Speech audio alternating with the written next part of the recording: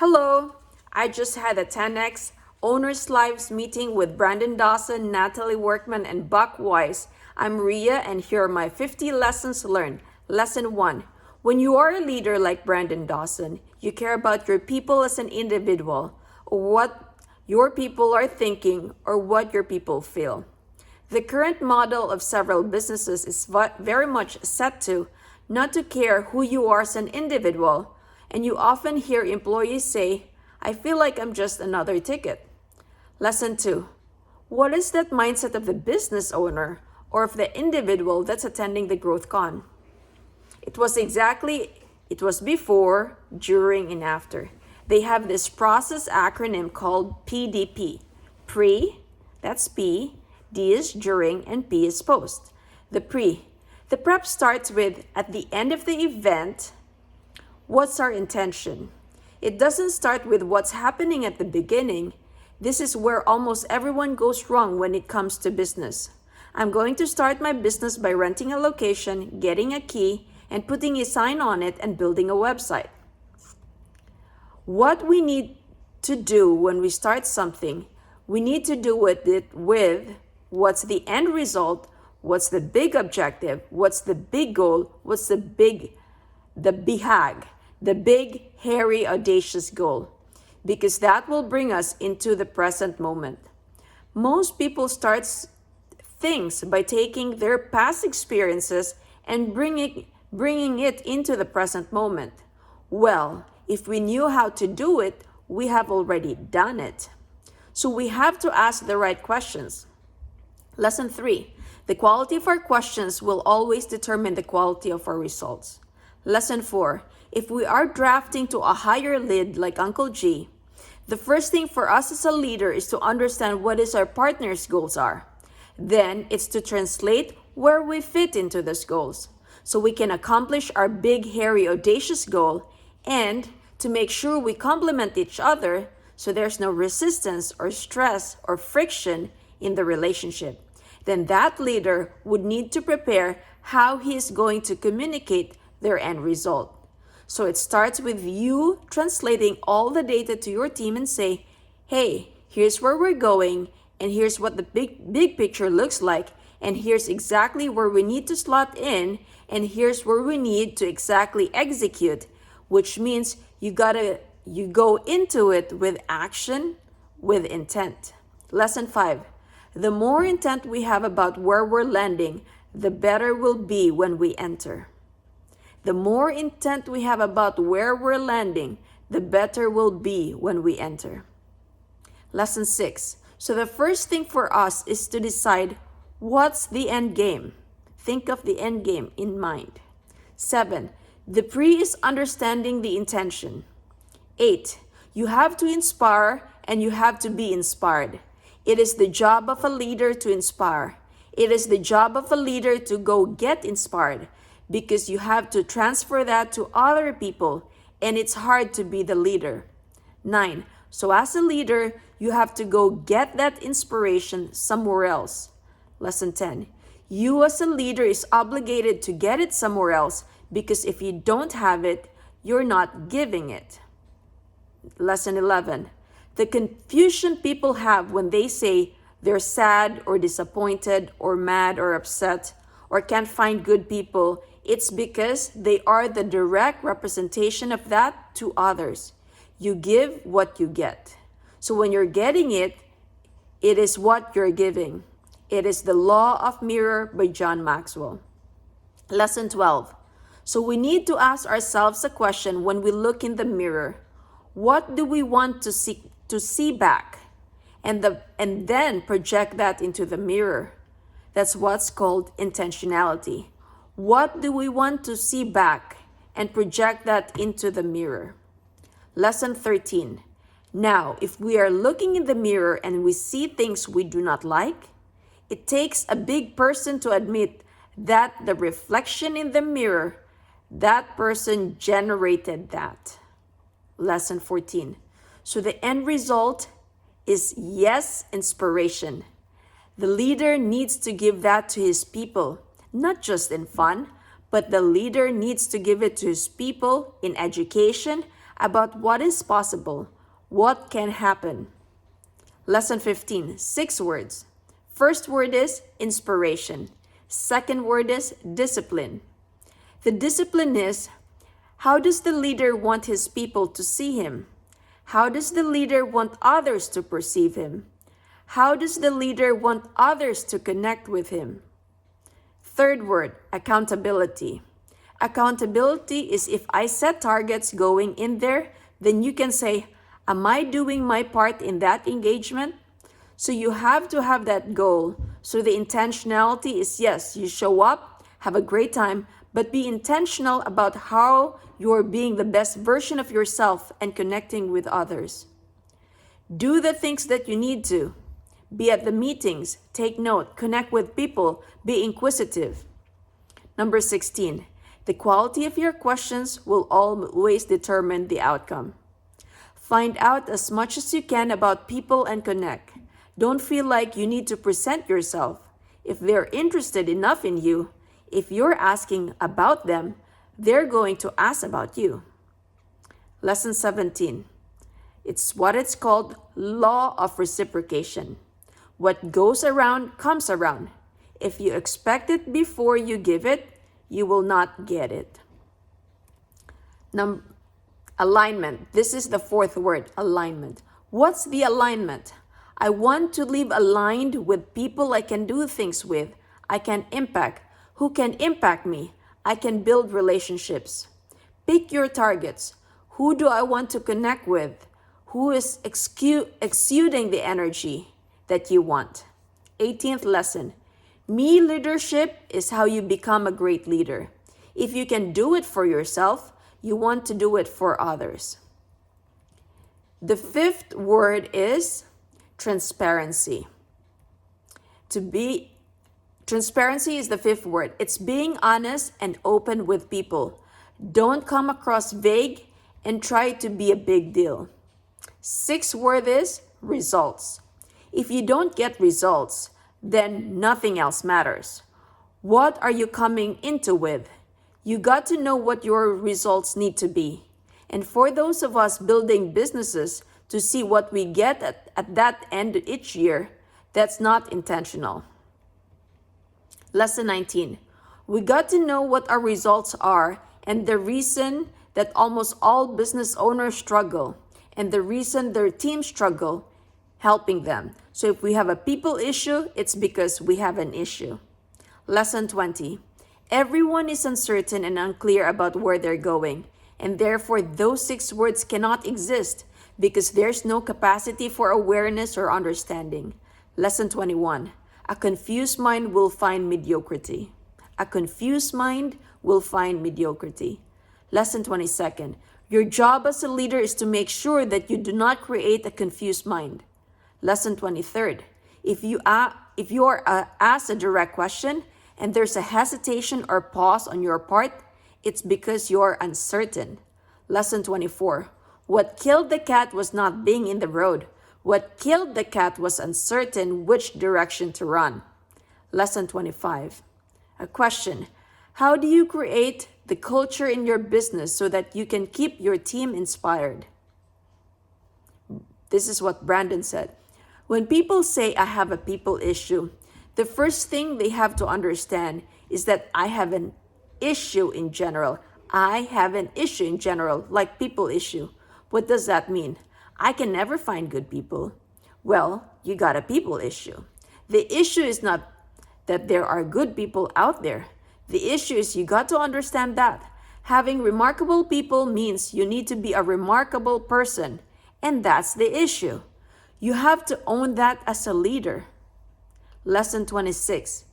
Because finding that and creating that in your culture means you have to find, attract, develop, align, and retain.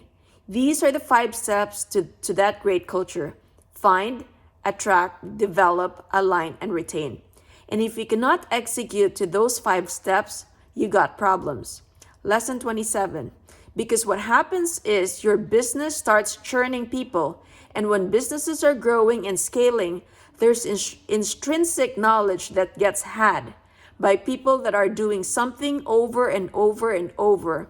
And as you grow, you become interdependent on those people. But a lot of business owners fail to recognize the significance of that interdependability. And so those people move out, and then you bring new people in.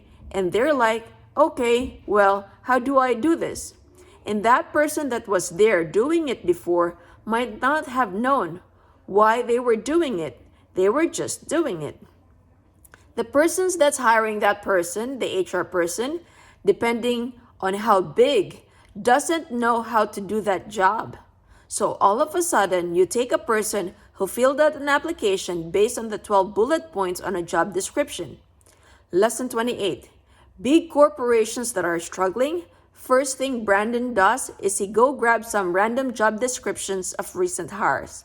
So he will go into the HR department and he will say, what are the 5 most important positions you've hired within the organization? They'll give them to him and he will say, I can see that posting. And can I see the resume? Great. And I ask the HR person, and if you were to take that posting that has 8 or 9 things or 10 things listed, can you circle for me the 3 things in priority? The single most important thing this job has to do to create value for the whole organization, the second most important thing, and the third most important thing of this 8 to 12 things. And the HR person's like, well, they're all important. So they're equally weighted, all important? They're like, yeah. And you say, okay, thank you. They'll circle a few. Then I'll go to whoever the leader is that needed that position placed, give the same job description without my circles on. I'll say, can you tell me what are the 1, 2, and 3 in order? And they'll give me 3, and then I go to the person they hired and I'll say, when you took the job, what did they tell you was the 3 most important things? Any guesses at those times when they all said the same thing? Never. So, you see, already just in the hiring process, no one knows what the priorities are in the business. The biggest way to change the inspiration in your team is to get rid of people that are not inspired. So just by you allowing uninspired people in your culture, in your environment means it is okay you're giving them the thumbs up, even if you as a business owner are just so jazzed about it and you're leading your team meetings. But you're letting that person who is most likely a top performer, they're your best salesperson, they're your best marketer, you're codependent on this team member. Maybe they've been with you for a long time, but they're not inspired. As soon as you start taking it seriously that they cannot have the energy in the environment, and you have to either address it or get rid of it, all of a sudden the team will take you seriously, that you're actually inspired by your goals and the things that you can possibly achieve. Lesson 29. So the hiring process is a big fix, and normally that's a 3 to 6 month transition of team members getting out, but you have to get them out in order to bring inspiration back into the environment and show your people that you are serious about this. Lesson 30. Ultimately, when your employees are seeing that, you're willing to allow uninspired, non-contributing people to exist in their environment, your culture is going to shift fast because they then perceive that you as a business owner are not serious about whatever your mission, vision, and values are. And you're certainly not serious about helping your team succeed, because if you were, you wouldn't allow a sack of rocks that everybody has to carry around exist in your organization. Lesson 31. The first part of hanging a remarkable culture is choosing to have a remarkable culture. The first part of having a remarkable culture is choosing to have a remarkable culture. Lesson 32. What are some of the keys to increase our sales, especially in times like COVID? Grant Cardone is the king of sales. The magic behind Uncle G is, if you master what Grant teaches, it's not just sales. It's the ability to increase your human capacity to be better at all you do. Because what makes people better in all they do is their ability to communicate and connect. And if I don't learn to communicate and connect, then you won't want to do business with me. So master what's taught in Cardone U. It's a human development tool. Brandon needs every single person that represents the brand to always be at their best. So if one of you miss a payment, they don't call you and say, "Where's your payment?" They call you and say, "What can we do to help you? Is there something we should be aware of?"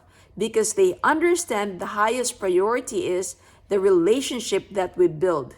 So how do we increase sales? It's not by calling customer during COVID that how do we sell you more or how do you buy more? Instead, we call and say, "Look, we've been working together or we haven't yet worked together. I know it's a tough time. What are the things I can do to help you generate more sales for you? And how can I participate in that with you?" 33rd lesson, give a hand before you ask for one. Lesson 34, the people Brandon loves to do business with are the people who understand the law of exchange. Not take, but the law of exchange. Lesson 35, how is it that we help people do so much more better?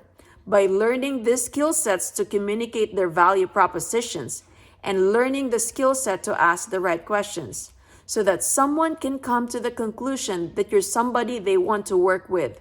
And if you can teach that to people, you're going to do a lot more business. Lesson 36. The quality of your questions determine the quality of your results. Lesson 37. What is the science behind asking great questions? If you put your thinking cap on, what's the best questions you can come up with? And why do I ask my team members that question? What is Brandon looking for? What's one of these 6 words? Answer: transparency. Brandon wants to know how his people think, especially under pressure. You think that's a good thing to know about your team?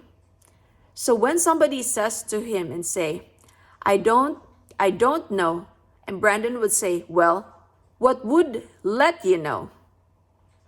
Or, oh, I'm thinking this. Brandon would say, how much thought did you actually put into that? Or he would say, well, I think we should do this.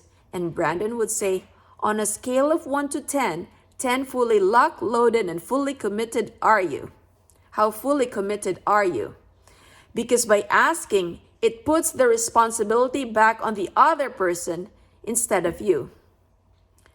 38th lesson, the Harvard study, the monkey. They talked about the monkey. Your team, when they walk in, it's like visual. That's never let me, your team, when they come in to meet with you throughout the day, they have this monkey on their back, and when they meet you with the expectation is they are taking the monkey off their back and they're putting it on your office or your desk. So at the end of the day, all of a sudden, what do you have? A bunch of monkeys all over, and you're not actually getting to things that are important to you. Lesson 39. When you ask somebody a question, you're not saying, I'm going to solve your problem. You're asking them to figure it out.